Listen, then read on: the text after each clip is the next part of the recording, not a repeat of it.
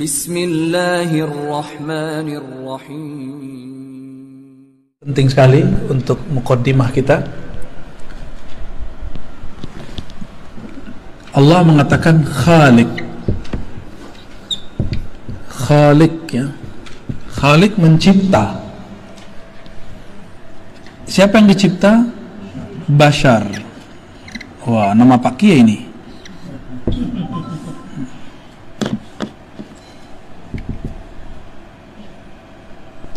Basharan.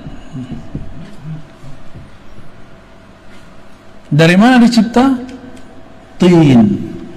Tin bahasa Arab tanah. Tin, ya. Tanah. Bashar ini sisi zahir manusia. Zahir manusia. Maka Allah mengatakan, aku pencipta. Nah, ini kita ulang-ulang biar nggak lupa, dan ini sangat penting sekali, ya. Sangat penting untuk memulai kajian ma'rifatullah. Karena banyak sekali, jangankan orang awam, beberapa kiai aja saya temu, ya, mendebat saya juga begitu. Bagi dia, ruh itu dicipta. Padahal ayatnya tidak ada satupun ayat yang mengatakan ruh dicipta. Gak ada satupun ayat yang menyebutkan ruh dicipta. Maka di ayat 72-nya, gimana ayat 72-nya? Fa idza sawaituhu wa nafakhtu fihi min ruhi. Jadi Allah mengatakan nafakhtu, ya. Nafakhtu.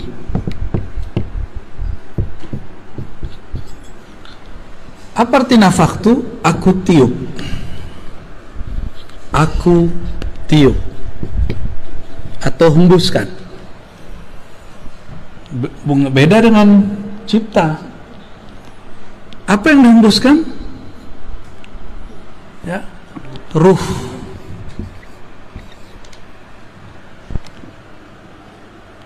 Ruh ini dihembus. Inilah sisi lain dari manusia yang kita sebut batin. Batin manusia.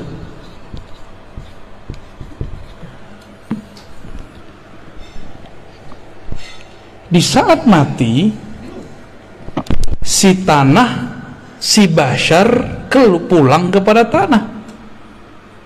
Sedangkan ruh, dia harus berpulang kepada sumbernya. Sumbernya siapa? Enggak, bukan Khaliq. Khaliq tanah. Coba baca ayatnya, ayat 72. Nafakhtu fihi min ruhi. Aku hembuskan. Nah, min di sini diperdebatkan ulama, ini minnya artinya apa? Sebagian kah? Dari kah? Apakah minnya mim ibtida? Mim ibtida itu dimulai dari ruhku, berasal dari rohku. Atau artinya aku tiupkan sebagian dari rohku. Nah, itu jadi masalah tuh, ya. Nah, dan saya udah jelaskan sebelumnya, ada yang kita sebut dengan haikalul ma'arif, haikal ma'arif. Yang pertama masih ingat, Ahad Zatullah, Ahmad Ruhullah, Muhammad Habibullah, Al-Mahdi Khalifatullah. Oke. Kalau dizikirkan tiap hari itu, terus ditutup baca Fatihah, Al-Fatihah gitu, ya. Coba perhatiin yang nomor 2, Ahmad Ruhullah. Ini jawabannya nih. Aku hembuskan dari rohku. Rohku, aku siapa? Allah. Maka kalau kita lengkapi, Ruhullah. Ruhullah siapa tadi? Ahmad. Jadi yang disebut ruhku itu Ahmad. Gitu. Maka aku setelah tubuh manusia sempurna, aku hembuskan ke dalamnya sebagian dari rohku. Jangan salah paham, bukan zatku. bukan zatku tapi rohku. Bedakan rohku dengan zatku. Kalau kita artikan zat aku, ini bahaya, nanti jadi kelompok seperti yang terjadi di kelompok-kelompok kebatinan iblis. Zat aku, zat Allah, sifat aku, sifat Allah, itu kelompok iblis itu. Ya, kita nggak pakai yang begitu-gitu. Ngakunya wali sih, tapi wali setan. Jadi ruhullah itu siapa?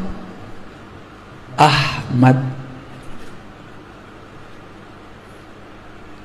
Jadi dua-duanya boleh diartikan dari rohku atau sebagian dari rohku, boleh dua-duanya, gak ada masalah. Kalau sudah mengerti pemahaman roh, bahwa ruh bukan zat dalam pengertian ini. Ahmad. Saya mau tanya nih, kalau kita nih dari seorang perempuan, nah, perempuan ini kita sebut siapa? Kita ini kan keluarnya, lahirnya dari seorang perempuan. Perempuan ini kita sebut apa? Nah, sebagai ungkapan majazi, kita pinjam istilah ini, kita sebutlah Ahmad ini umur ruh, induknya roh, gitu. Tuh udah dua istilah tuh. Ayat ini belum pernah dijelaskan dengan penjelasan begini, kecuali malam ini. Ini saya nggak bukan buat-buat, baru malam ini. Ya, fa idza sawaituhu, apabila aku telah menyempurnakan basyariah manusia, sisi zahir manusia, maka aku tiupkan sebagian dari rohku. Maka kita baca tadi Haikal Ma'arif. Ini disebut peta ma'rifat. Lancar peta ma'rifat bisa menafsir ayat-ayat yang rumit. Ahad Zatullah, Ahmad Ruhullah. Jadi ketika disebut rohku, kan ayatnya ruhi, kan gitu ya. Ruhi artinya rohku.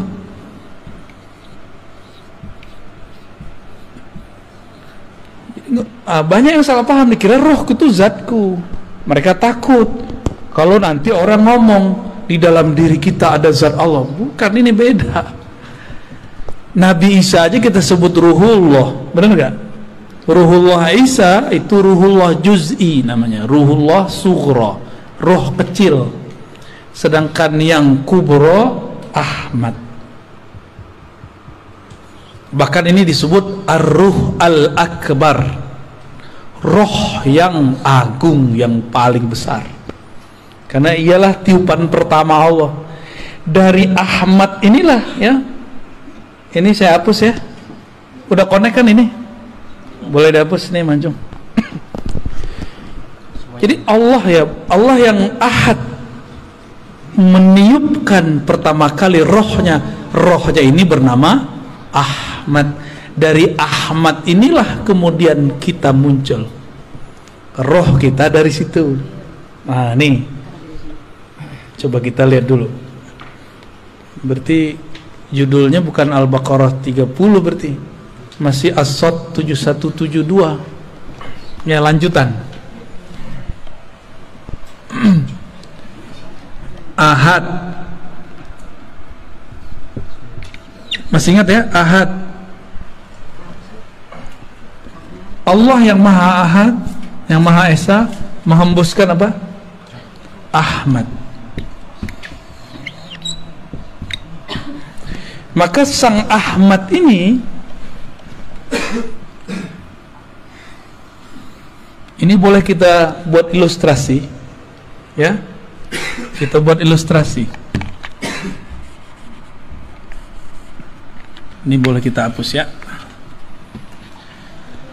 Ahmad ini ada sisi zahirnya, ada sisi batinnya.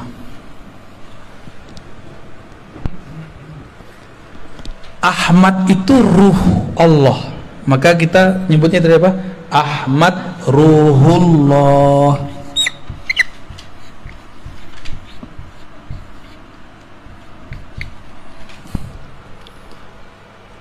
Jadi kalau ada di ayat surat tadi, surat apa? Sod ayat 72. Sod 72. Allah mengatakan ruhi. rohku. Siapa yang disebut rohku? Ahmad. Ada sebelumnya antum dengar tafsir begini. Dan ini bukan tafsir bid'ah. Ini cuma tafsir yang selama ini tersimpan belum dikeluarkan. Beruntung nih rumah Buya nih. Ya, berarti ada wali di rumah ini nih. Ya. Semoga istiqomah kita semua ya. Amin amin ya rabbal alamin. Ya. Jangan GR dulu mancung. Ruh Ahmad Ruhullah ini memancar. Ya. Ini pancarannya nih. Ini pancarannya. Nah, pancarannya ini disebut dengan Nur Muhammad. Gitu. Apa sebutannya? Nur Muhammad.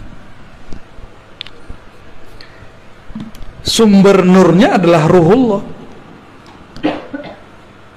Lalu apa hubungannya Nur Muhammad dengan Ahmad? Lalu tubuh manusia dan roh manusia. Nih coba lihat. Jadi ruh Ahmad Ruhullah ini, inilah yang menjadi roh kita. Roh kita dari situ. Nur Muhammad inilah yang menjadi sisi basyariah, sisi zahir manusia. Jadi ruh ini batin ya, batin manusia. Saya pendek aja M.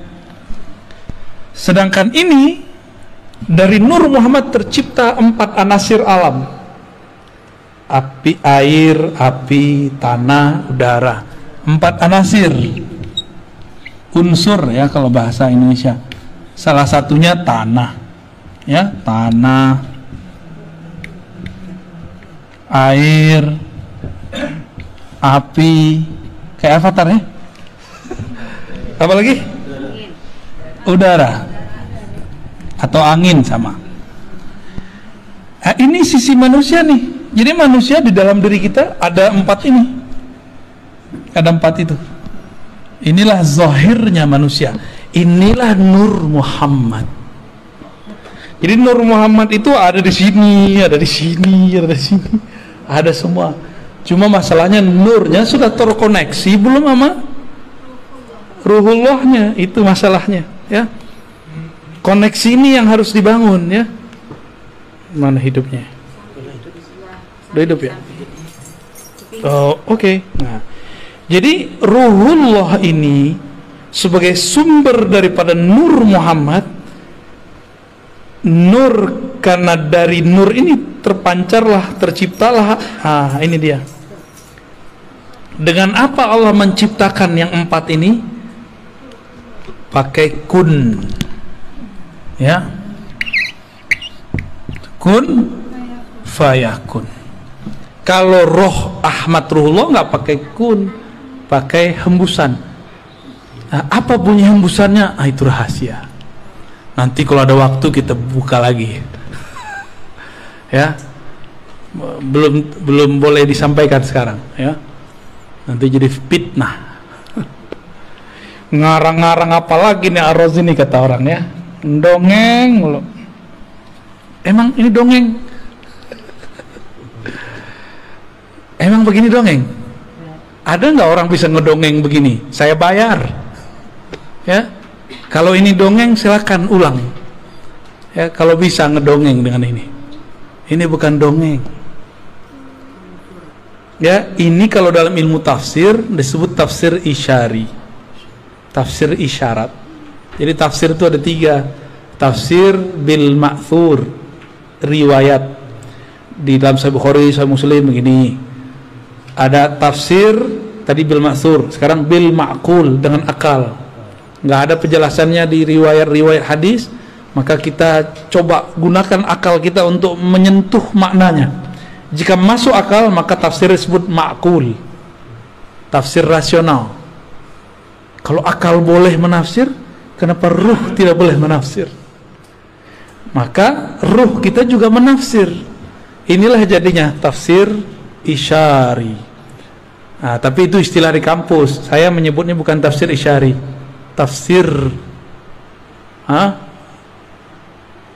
apa yang bagus?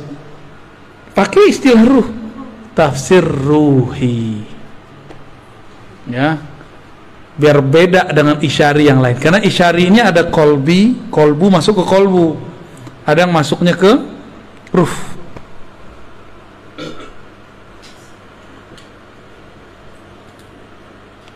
Pancarannya ini banyak, berapa banyak? Berapa banyak kemarin?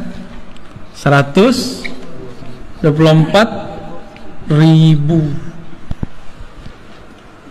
Ini bukan cocok logi. Makanya jumlah para nabi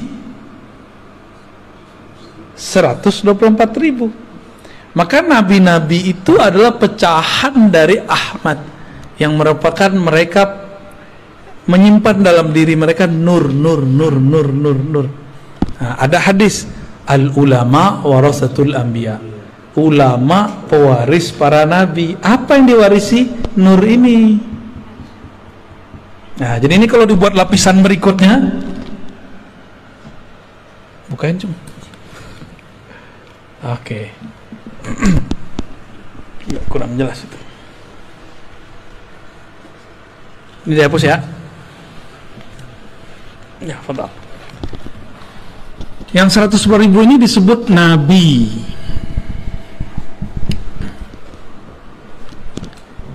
Ini punya pewaris. Ada lagi pewarisnya. Ya. Ini cuma pewarisnya disebut ulama. Nah, ulama yang mana? Apakah semua ulama? Ulama yang mewarisi nur Muhammad di dalam dirinya. Nur itu artinya sesuatu yang terang, yang membuat dia punya pandangan ke depan,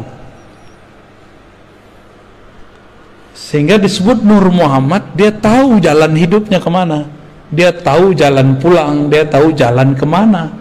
Itu orang kalau punya nur. Nah, ulama yang mana? Bukan yang bergelar doktor, ya. Gelar doktor saya bukan gelar Nur Muhammad. Ya. Oh, saya di pesantren, bukan pesantren. Emang Nabi nyantri? Emang sahabat Nabi nyantri belajar nahwu shorof? Enggak. Ulama yang mana? Maka ulama ini ditafsirkan lewat surat Fatir ayat 28. Coba buka Fatir 28.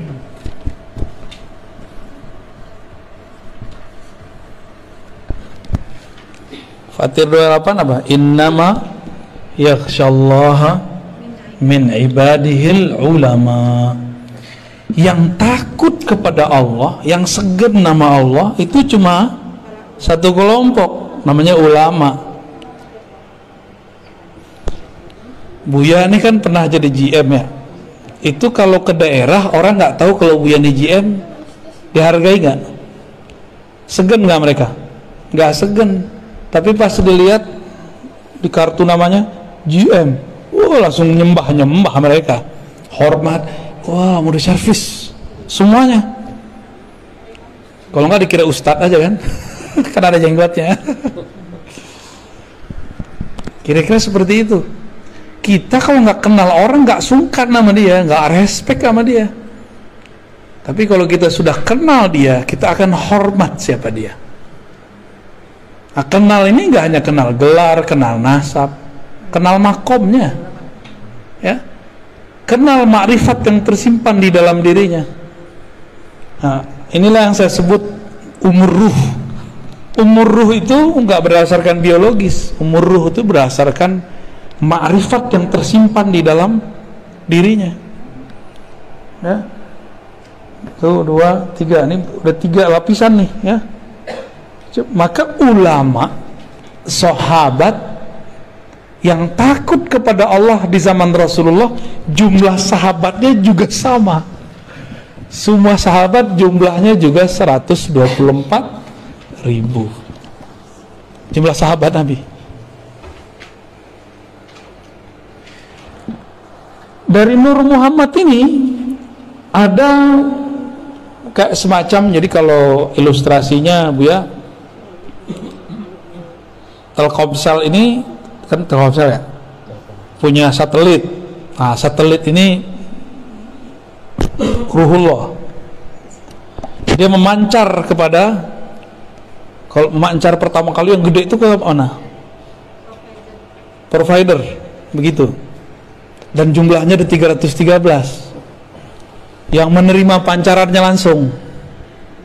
Dari 313 ini nyebarlah ke 104.000. Dari situlah nyebar kepada umat.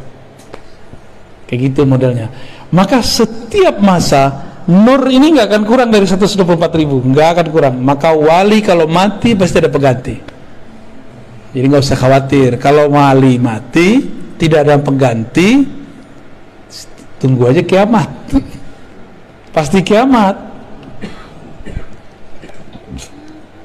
Jadi ada wali Allah itu zikirnya menahan gunung api meletus.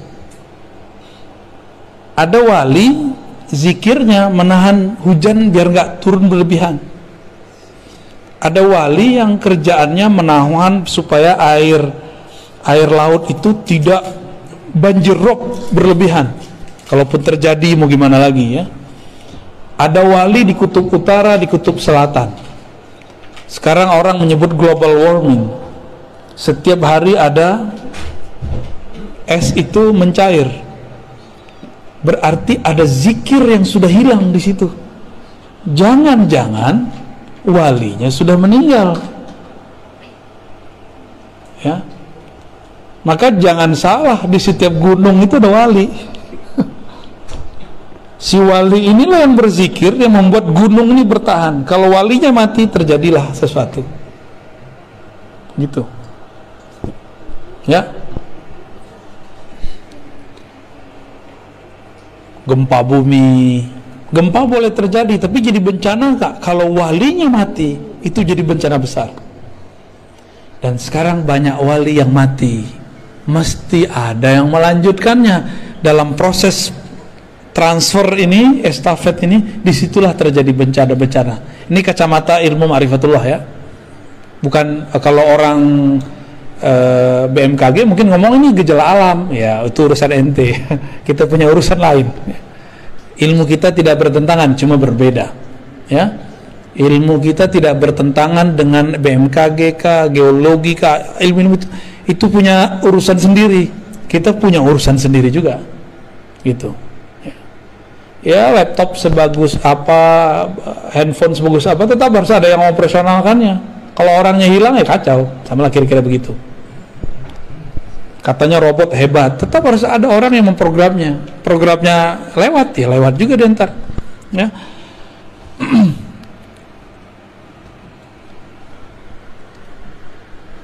Rata-rata kajian-kajian ma'rifat sebelum ini berhenti sampai di Nur Muhammad. Dulu ada di Kalimantan, Abah Gurus kumpul, sudah mulai masuk ke bagian-bagian ini Ahmad, tapi baru masuk di bagian huruf. Ahmad, ahadiyatullah al-jariyah fil asma wa sifat, hayatul alam, mim malikud darain, dal dawamul ubudiyah. Beliau sudah sampai masuk ke sampai rahasia huruf Ahmad. Itu udah bagus sekali. Bayangkan di zaman saat-saat itu beliau sudah mengupas kajian yang sangat luar biasa. Kita bersyukur ada wali-wali kayak beliau. Dan saya juga bersyukur sekali ketika hati rindu mau menyebut-nyebut beliau dan ingin ziarah, tahu-tahu ada jalan, kami baru pulang dari sana. Ya. Dan ketemu orang-orang murid-murid beliau yang Masya Allah orangnya itu udah kayak keluarga aja ya. Kayak keluarga datang ke sana. Nah, kajian-kajian mengenai ma'rifatullah yang sudah mulai dibuka oleh Abah Guru itu sampai kepada ilmu huruf. Ilmu huruf itu penting sekali. Di dalam kitab Khatmul Aulia dulu sebelum apa ada sesuatu lah. Saya sering mengkaji kitab itu di ribat kita di sini. Nggak jauh. Bahwa ciri-ciri Khatmul Aulia, penutup para wali, puncak para wali, Itu ada 4 ilmunya, ditulis di kitab itu. Beliau ahli hadis dan juga ghaus di zamannya, kutubul ghaus, jadi bukan hanya kutub aja. Beliau mengatakan ilmu pertama ilmul bad'i, ilmu tentang awal asal muasal alam, ilmu tentang asrar alam gitu. Maka orang ini kalau ngelihat kita, dia bisa lihat nasab kita ke belakang, baik nasab jasad basyariah atau nasab ruh atau nasab nur. Jadi ada 3 nasab: jasad, bin binti binti, ada nur dulu, nur, lalu ada ruh. Jadi kita ini bisa bagi ntar nih, ya. Ada satu lagi di luar. Nah ini karena bukan bagian dari ma'rifatullah, saya nggak masukin tentang nasab jasad, saya nggak masukin. Jadi ketika ada dalam Al-Quran, pada hari kiamat setiap orang dipanggil dengan induknya. Nah, dia nginduk ke siapa nih? Induk ke jasad, nginduk ke ulama. Ini torikot nih di sini nih, ya, belajar torikot di sini. Atau nginduk kepada nur. Ini Khidriyah di sini, ya. Jadi orang kalau cerita tarekat Khidriyah, ini di sini mainnya dia, di Nur Muhammad. Karena Nabi Allah Khidir itu pecahannya Nur Muhammad yang paling bertahan sampai sekarang, ya. Jasadnya, ruhnya masih ada. Cuma karena orang banyak orang nggak mengerti adab. Kalau nggak tahu bilang aja sih nggak tahu, nggak pernah ketemu Nabi Khidir bukan berarti Nabi Khidir nggak ada. Ente nggak tahu Nabi Khidir ada, jangan bilang dia nggak ada gitu. Ini orang-orang ini suul adab bener-bener, ya. Nabi Khidir nggak usah pakai Nabi Khidir deh. Ashabul Kahfi masih ingat? Ashabul Kahfi tidur berapa tahun? 315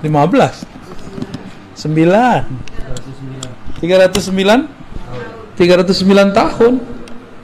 Makan nggak? Minum nggak? Wajahnya jadi tua nggak? Enggak. Saya mau tanya, ada nggak dalil yang menyebutkan Ashabul Kahfi mati?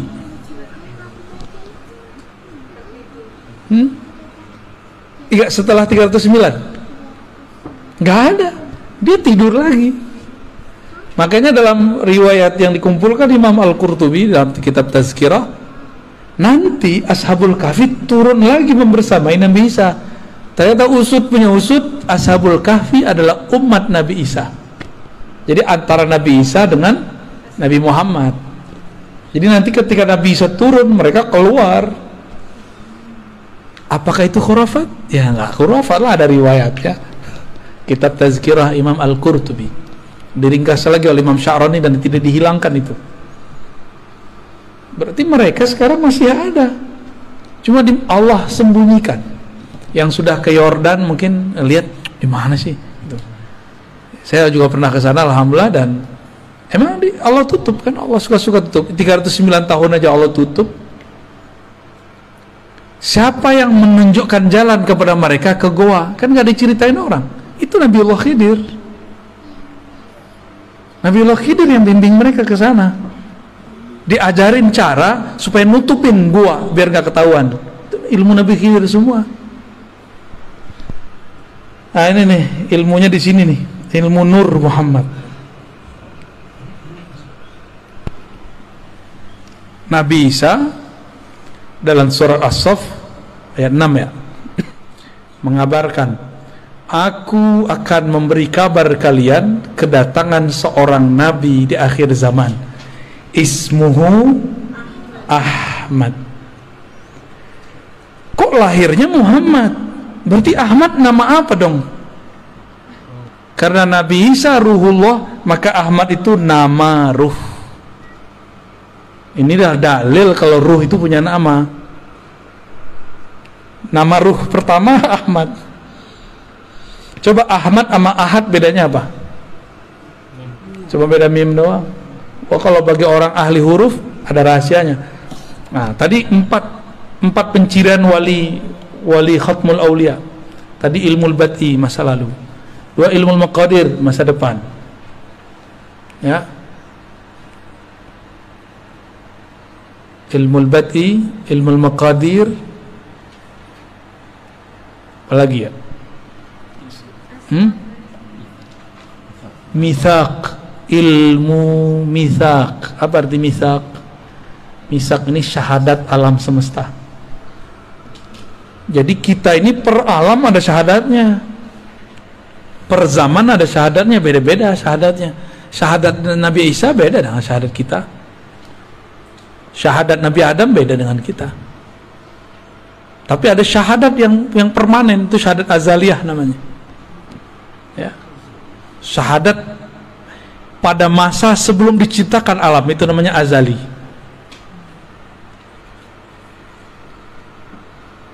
Ada sebelum ruh kita ditiupkan ke dalam janin itu sudah ada syahadatnya dia. Itu mitsaq, perjanjian alam. Jadi kita sudah punya kontrak dengan Allah. Itu mereka ngerti. Itu turunannya. Ya. Ketika ruh mengatakan syahidna, itu turunan dari mitsaq tadi. Itu semua ruh.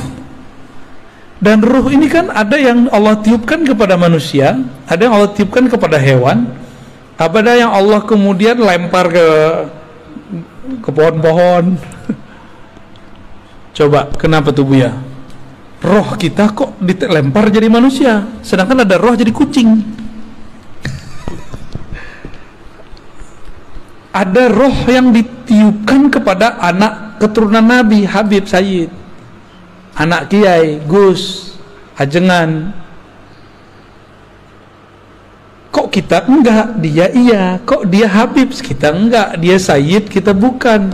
Oh, itu ada rahasianya semua. Itu ilmu mitsaq. Nggak ada kebetulan Allah meniupkan ya sesampainya lah, sedapatnya lah gitu, nggak ada. Diatur semua. Jangankan itu, satu tetes air hujan itu diatur turunnya di mana, berapa volumenya, diatur semua. Nggak ada nggak diatur. Apalagi urusan roh. Wah, sedapatnya deh gitu, nggak ada begitu. Ya, Allah betul-betul rapi. Ya. Muqtadirah. Salah satu nama Allah itu Muqtadir. Ya, begitu detail dalam mengukur segala sesuatu. Kenapa Buya? Kita nggak jadi Habib ya? Yang ono jadi Habib. Tapi nggak usah khawatir ya. Mau dia Sayyid, mau dia Habib, kita bukan Sayyid, bukan Habib, potensi menjadi wali sama. Potensi jadi wali sama. Maka tidak sedikit orang biasa jadi wali. Kan ulama. Ini coba lihat, ini kebayang. Nah, sekarang coba ganti Ahmad ini, bayangkan seperti Ka'bah.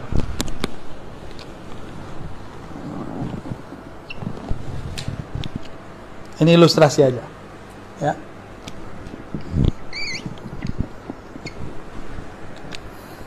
Ini ilustrasi, biar paham masa lalu. Kenapa ada satu amalan unik dalam ajaran Islam namanya tawaf? Tawafnya kok ke Ka'bah? Kenapa tawaf di situ? Kok tawafnya ke batu lagi ya? Batu hitam, batu bata. Oh, ternyata ada rahasianya. Tubuh tawaf kepada tempat mulia itu, walaupun dia dari tanah, dari batu. Nah, ada rahasia di situ. Air Zam-Zam kah apa? Ternyata ruh dia juga bertawaf. Tawafnya jasad kepada Ka'bah yang disebut haji mabrur kalau ruhnya ikut tawaf, jika nurnya ikut tawaf. Nah, kita ini tercipta dari nur Nabi Muhammad dengan kunnya Allah. apakah kita mencari siapakah Ahmad itu? Nah, dalam pencarian, inilah yang disebut tawafnya ruh. Kita ini lagi tawaf ini, nggak tahunya lagi nyampe di sudut mana nih, ya? Kan 7 kali kan? Ya, kita ini kan baru mulai kita ngajinya, baru mulai ngajinya, ya muter 7 kali loh. Tapi 7 kalinya ruh, panjangnya dan lamanya bukan main, ya. Lama ini. Kerja itu kan tawaf, bolak balik. Apa yang kita cari dari kerja itu? Fulus. Berarti Ka'bah dia fulus. Kalau Ka'bahnya cuma fulus, dia akan membenarkan segala cara. Tapi kalau badannya mengelilingi fulus, bolak balik, tapi ruhnya mengelilingi, nurnya mengelilingi ruhullah Ahmad, orang ini tidak akan pernah korupsi, nggak akan pernah main-main angka. Itu kalau benar tuh, ya. Kalau benar ruhnya muter. Jadi zahir kita ini muter terus, nggak ada yang nggak muter. Saya nanya juga ke orang-orang kimia, orang-orang yang ahli-ahli dalam molekul-molekul, ternyata atom itu masih terdiri dari molekul-molekul lain, dan itu semuanya bergerak tawaf semua. Dan ternyata darah kita tawaf di badan, ya, tawaf semua, nggak ada yang nggak tawaf. Ka'bahnya darah, jantung. Ka'bahnya darah, jantung.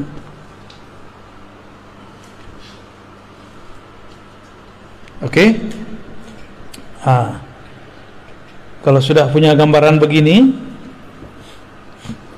ilmu bat'i, ilmu masa lalu, jika di masa lalu di alam nuriyah ini kita dulu percikan nur kita ini tawaf kepada Ahmad, maka lahirnya pasti jadi seorang mukmin.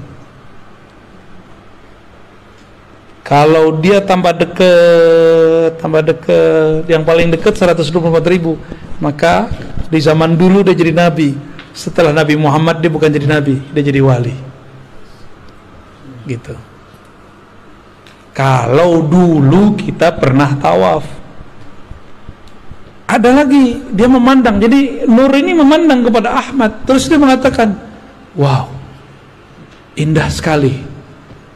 Dia lahir jadi Habib. Itulah sejarah kenapa Habib terlahir sebagai Habib. Jadi nggak ada yang cocok logi, dan nggak ada yang terjadi begitu saja. Semuanya terjadi karena mengulang aja itu. Udah selesai tawaf di sana, dia masuk lagi ke alam baru. Kita lagi tawaf ini, lagi tawaf semua ini. Selesai masuk lagi ke alam barzakh, tawaf lagi di sana. Selesai masuk lagi ke padang mahsyar. Di padang mahsyar Ka'bahnya bukan Ka'bah ini, kembali kepada yang punya Ahmad ini, namanya Muhammad. Maka semua orang mencari Nabi Muhammad, tawaf lagi. Begitulah terus mencari syafaat.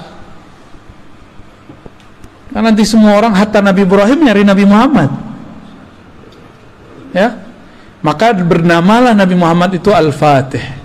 Karena Nabi Ibrahim mau buka pintu surga nggak bisa, balik lagi. Siapa yang bisa? Muhammad. Maka disebut Muhammad Al-Fatih lima ughliq wal khatim lima sabaq, ya. Itu ijazahnya minta ke Pak Kiai itu, ya. Ya, salawat Al-Fatih.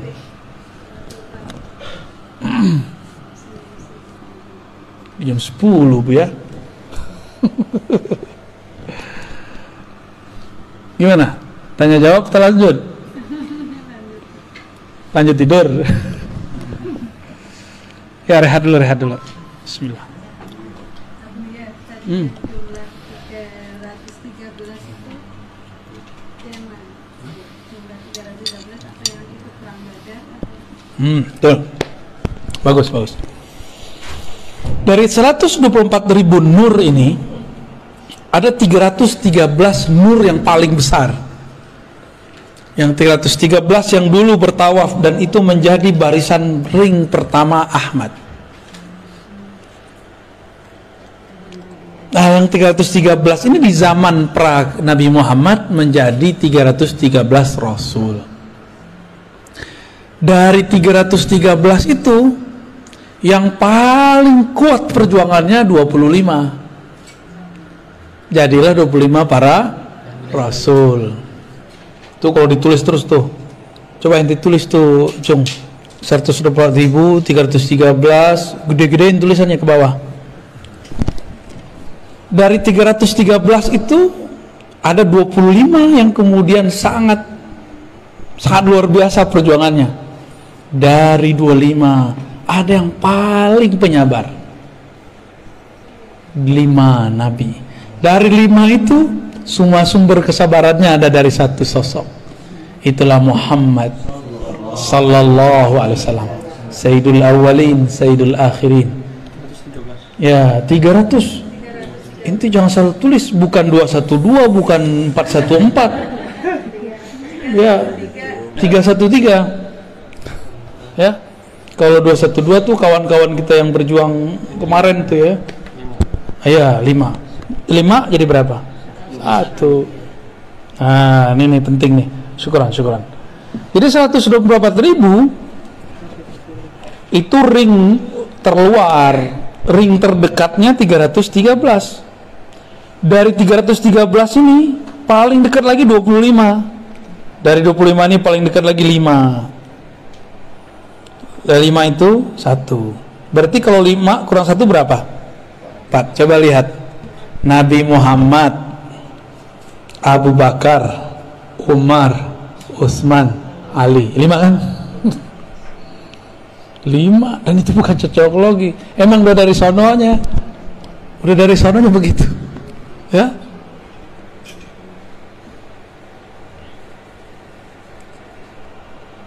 Kalau dulu begitu, di akhir zaman kata Nabi akan ada musuh besar. Para nabi dahulu pun tidak sanggup melawannya, yang sanggup melawan umat Nabi Muhammad. Kira-kira ilmu yang diturunkan zaman sekarang lebih sedikit atau lebih banyak dari zaman dulu? Nabi Musa nggak dapat izin ngelawan musuh besar ini. Nabi Nuh nggak dapat izin. Nabi Sulaiman katanya sempat perang tapi nggak sanggup juga. Sesakti Nabi Sulaiman loh. Nabi Khidir juga nggak sanggup. Nabi Isa itu yang ngecoh Nabi Isa siapa? Yudas Iskariot kan itu adalah penyamaran Samiri, Dajjal. Semua nabi kata Nabi Muhammad sallallahu alaihi wasallam anzara qaumah, mengingatkan kaumnya akan ada musuh besar bernama Dajjal. Lah kok sekarang ada kiai bilang Dajjal itu bukan sosok, Dajjal itu suatu sistem, ya.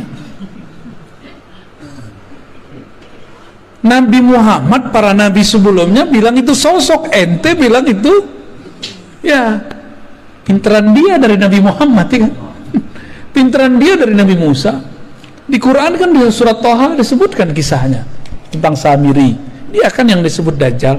Samiri itu nisbat kampungnya, Dajjal itu gelarannya, Yudas Iskariot penyamarannya.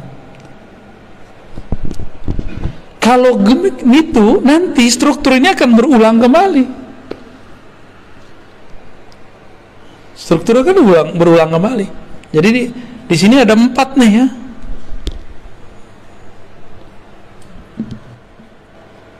Sama ntar. Nabi mengatakan jika bumi telah dipenuhi dengan ketidakadilan, muliat al-ardu jawran, ya, ketika bumi sudah dipenuhi dengan ketidakadilan, di mana-mana ada kezaliman, ini bukan hanya kezaliman politik dalam negeri loh, ini kezaliman global. Jadi tolong move on, jangan cuma memikirkan masalah pilpres, itu terlalu cetek mikirin begitu. Ini sudah umat akhir zaman sudah. Kita nggak boleh hanya memikirkan politik satu negeri. Ini sudah besar ini masalahnya, udah lintas negara, lintas benua. jika lintas benua terjadi kezaliman. Orang nggak salah dikasih virus, zalim nggak? Kita sehat-sehat aja divaksin, masalah nggak? Tapi ya kita ikut aja lah. Udah vaksin kan? Vaksin dong. Vaksin lah ya, biar nggak jadi pakyu. Kecuali nggak mau keluar ya terserah. Kalau saya hampir tiap bulan keluar kota, ya wajib vaksin.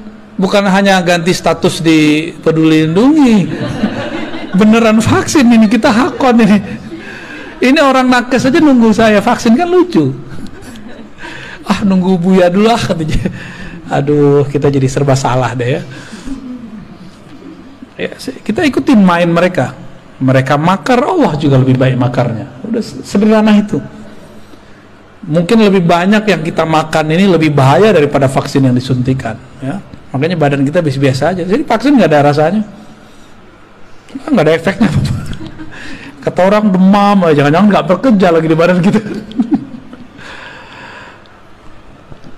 Apa kata Nabi? Jika bumi telah dipenuhi oleh ketidakadilan, berarti ada toh otaknya, provokatornya, itulah dia Ad-Dajjal. Dan dia bukan sistem aja, dia si pembuat sistem itu. Kalau ada sistem, masa nggak ada pembuat sistem? Kan orangnya ya, keminter namanya itu, keminter. Ada sistem tapi nggak ada yang membuat, mungkin nggak? Laptop secanggih ini, handphone secanggih ini, nggak ada yang buat, mungkin nggak? Nah, ini yang buat handphone segagah ini, nah, siapa otaknya? Orang pasti, bukan robot. Jadi jangan lagi ngomong Dajjal itu sistem saja. Itu sistem iya, orangnya ya sistemnya disebut makar itu. Ada sosoknya. Dan Nabi mengatakan, aku sudah ketemu. Dan sahabat Tamim Ad-Dari juga cerita. Itu sahabat-sahabat yang 4 kan udah ketemu semua. Si fisik loh ketemu secara spiritual. Di perjalanan kan mereka kepada si Dajjal itu. Jika nanti muncul itu, apa kata Nabi? Allah akan bangkitkan seseorang yang ismuhu yuwatiu ismi, namanya sesuai dengan namaku. Nama yang mana? Nama Muhammad apa nama Ahmad?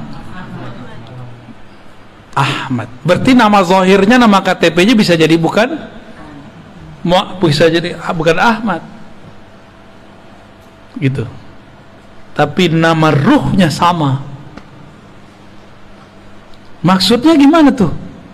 Jika ada ulama mewarisi 124.000, terus Ahmad siapa yang mewarisi?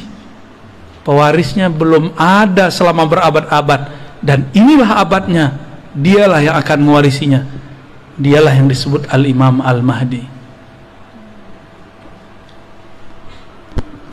Jadi pewaris Nabi Adam udah banyak, Nabi Syith udah banyak, Nabi Nuh udah banyak, terus, dan itu berputar terus. Tapi pewaris Nabi Muhammad yang mutlak belum ada dari dulu. Ada Al-Ghaus, tapi Al-Ghaus itu cuma wakil-wakilnya aja. Belum bisa mengikuti Nabi Muhammad sesempurna mungkin.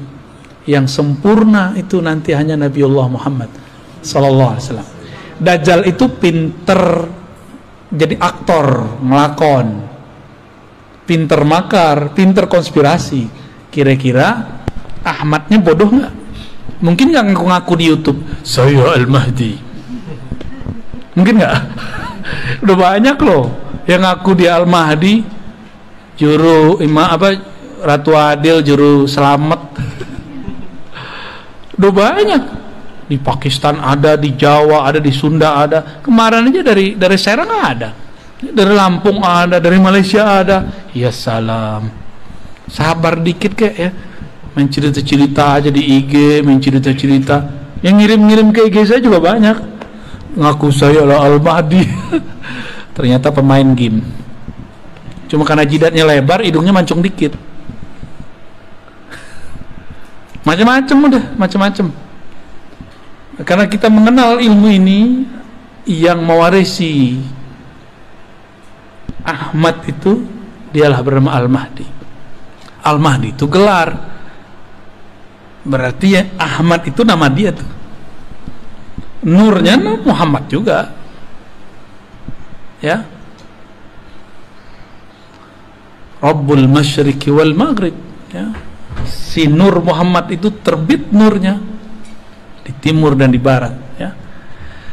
Oke. Jadi inilah penjelasan lanjutan daripada surat Shad ayat 72, ya. Dan ini belum selesai loh. Masih ada lanjutannya lagi, ya. Masih ada penjelasan di balik penjelasan, masih ada rahasia di balik rahasia, ya. Oke, kira-kira itu. Udah jam 10. Ini jam ini salah kayaknya nih. Kayaknya belum disetting tadi nih. Kecepatan itu. Oh, itu yang Bahlul. Jamnya PA. Baik, gimana Bu? Ya, gimana? Ya. Mengenai tadi bahwa ruh itu tidak bisa holik, ya. Ya. Terkait dengan innalillahi wa inna ilaihi raji'un itu seperti apa hubungannya? Inna lillahi wa inna ilaihi raji'un. Kaitannya apa dengan ruh tidak dicipta, kan gitu. Mati itu pulang kampung. Tubuh dicipta dari tanah, maka dia pulang ke kampungnya tanah. Ruh dihembuskan dari ruhi Ahmad, maka dia harus cari jalan pulang ke. Bisa nggak ruh tubuh tanpa ditanam dia tertanam? Gak bisa, harus ada yang ngurusin, dimandiin, dikuburin. Tuh, paham maksud saya? Ini ilustrasinya. Jika tubuh zahir ini harus ada yang urus, harus ada gurunya, apalagi harus ada yang nunjukin jalannya, harus ada yang gendong. Jadi ruh ini kalau dia berpisah nggak ada yang jemput, dia akan gentayangan kemana-mana. Tapi bukan jadi hantu, bukan. Yang jadi hantu itu jin. Dia akan kemana-mana, dia mencari pertolongan. Siapa? Aku mau kemana ini? Dia bingung. Maka sekarang kita kasih tahu, kalau kita meninggal, kita harus kembali kepada Ruhullah Ahmad. Ini yang harus dicari, ya. Makanya ada satu sholawat, boleh diamalkan. Allahumma ya Ahad, wahai ya Allah yang Maha Esa, Maha Tunggal, sholli ala Ahmad, limpahkanlah rahmat, sampaikanlah ruh kami kepada ruh Ahmad. Itu maknanya. Pulangkanlah ruh kami kepada ruh Ahmad. Pulangkan kami kepada ibu kami, induk kami. Kalau kita masih punya ibu, pengen pulang kampung nggak kalau ibunya di kampung? Ibunya di sini, berarti pulangnya di sini, ya kan? Coba misah sehari aja, nggak mau kan? Nggak mau tuh, pelukan langsung. Begitulah nanti jika ruh tahu jalan kepada ummur ruh, nanti mereka semua akan bermanja-manja. Makanya kalau bener nih kita sholawat, kita mewek-mewek nyebut nama Ahmad. Nggak ada orang yang nggak bisa nangis kalau nggak sebut Ahmad. Cuma ini kita lagi tahan-tahan aja nih. Kalau bener nih ruh, dia percikan dari hembusan Ahmad, disebut Allahumma ya Ahad, sholli ala Ahmad. Enggak, pasti ngalir. Ya Allah, ruhku ini adalah bagian dari hembusan ruhmu Ahmad. Tolong kembalikan ia kepada ruhmu Ahmad. Sampaikan kami kembali pulang kepada ibu ruh kami Ahmad, induk ruh kami Ahmad. Enggak nangis berarti dalamnya hitam. Itulah rahasia. Silakan diamalkan itu, ya. Ya, Allahumma ya Ahad, sholli ala Ahmad. Allahumma ya Ahad, sholli ala Muhammad. Allahumma ya Ahad, sholli ala al-Mahdi khalifatika ya Allah ya Ahad. Allahumma sholli ala Al-Fatihah.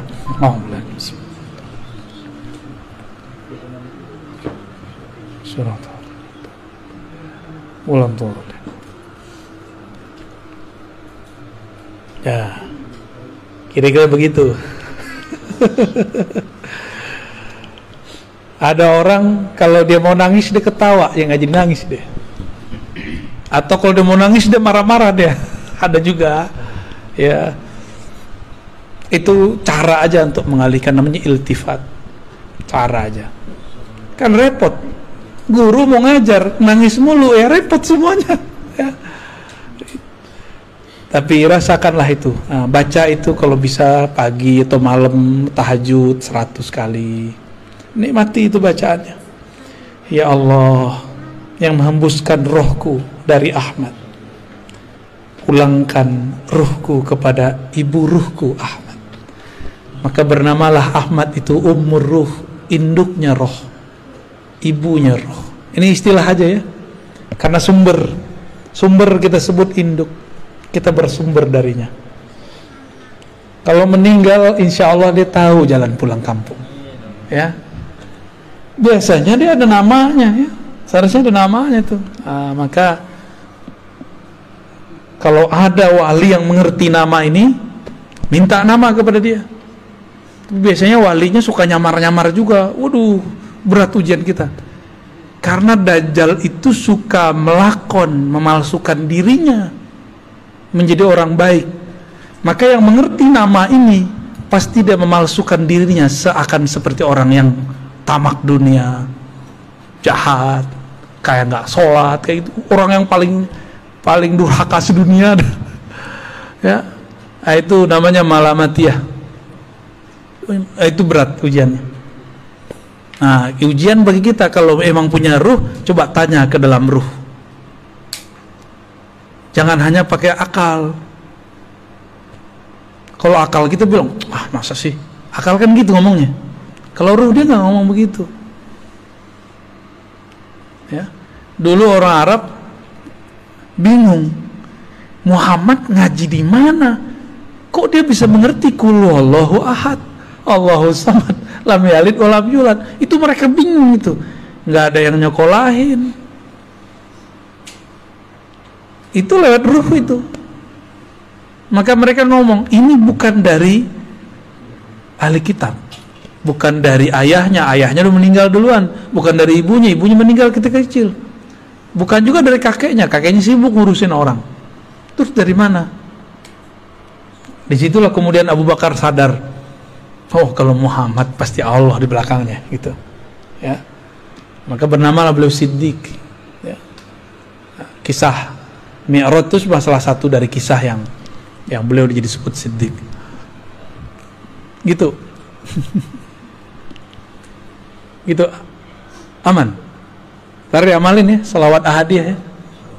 Itu sudah biji-biji sholawat, udah pangkal-pangkalnya sholawat. Karena sholawat itu banyak, ada Al-Fatih, ada sholawat Nurizat, ada sholawat Tibul Qulub. Ini masing-masing punya fungsi, punya rahasia-rahasia. Ini sholawat ma'rifat ya. Dan itu nggak dibuat-buat, emang dikasihnya begitu. Siapa yang ngasih? Ya itu tuh Ahmad Ruhullah yang ngasih gitu. Nah, gimana cara koneksinya ya? Kita kan punya ruh, seharusnya kita bisa juga dong koneksi sama dia. Kenapa kita nggak bisa berinteraksi, terhubung kepada ruh Ahmad? Karena kalau kita punya handphonenya bagus, tapi baterainya soak. Baterainya ada, kartunya nggak ada. Kartunya ada, pulsanya nggak diisi. Pulsanya lengkap, nomor sudah punya, nomor yang dihubungi nggak punya. Nomor yang dihubungi sudah punya, tapi nggak mau nelpon. Paham itu bahasa-bahasa ya, bahasa-bahasa kias lah ya. Semoga kita bisa mengerti ya kias-kias ini ya. Maka harus persiapkan casing yang bagus, persiapkan juga kartu energi yang bagus. Kartunya apa?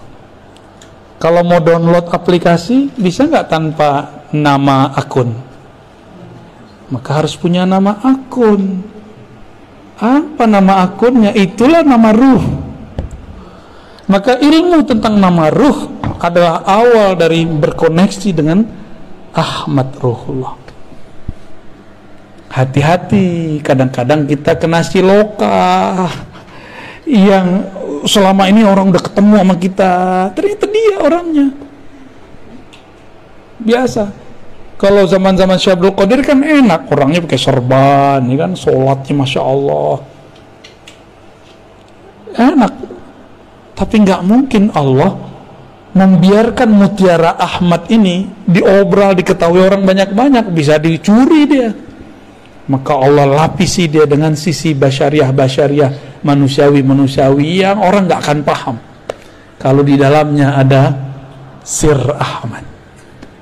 Ya, kadang-kadang dia teman kita, jangan-jangan dia tetangga kita, jangan-jangan dia dulu murid kita, jangan-jangan dia dulu guru kita, jangan-jangan dia dulu pernah ziarah sama kita, jangan-jangan dulu kita makan di warteg sama dia. Lengkaplah semua. Jangan-jangan kita dulu waktu muda jontok-jontokan sama dia. Bisa jadi tuh. Rahasia Allah ini kan ada di mana-mana, ya. Pintar-pintarlah. Kira-kira itu kajian kita malam ini ya. Pertanyaannya dicukupkan dulu karena kami mau jalan lagi ke Bandung nih. Bandungnya bukan Bandung ini, Bandungnya di mana kita? Lembang, gila, Masya Allah. Jadi mohon izin nih Pak Kiai, mohon doa selalu bagi kami yang masih muda-muda. Mohon maaf jika suul adab. Ya Bu ya. Umi, maaf telat ya. Ya. Alhamdulillah. Ya kajiannya begini nggak setia ya, salam. Mungkin itu dari kami. Semoga Allah ridho dengan apa yang kita sampaikan. Dan ini bukan ilmu saya cuma diberikan lalu saya membagikan ulang. Jadi jangan bilang saya yang pintar, ataupun kalau salah, ya salah mungkin saya salah menerjemahkannya. Jangan salahkan Allah, jangan salahkan Rasul, jangan salahkan guru-guru saya. Cukup salahkan saya, ya. Mohon maaf semuanya. Assalamualaikum warahmatullahi wabarakatuh. Ya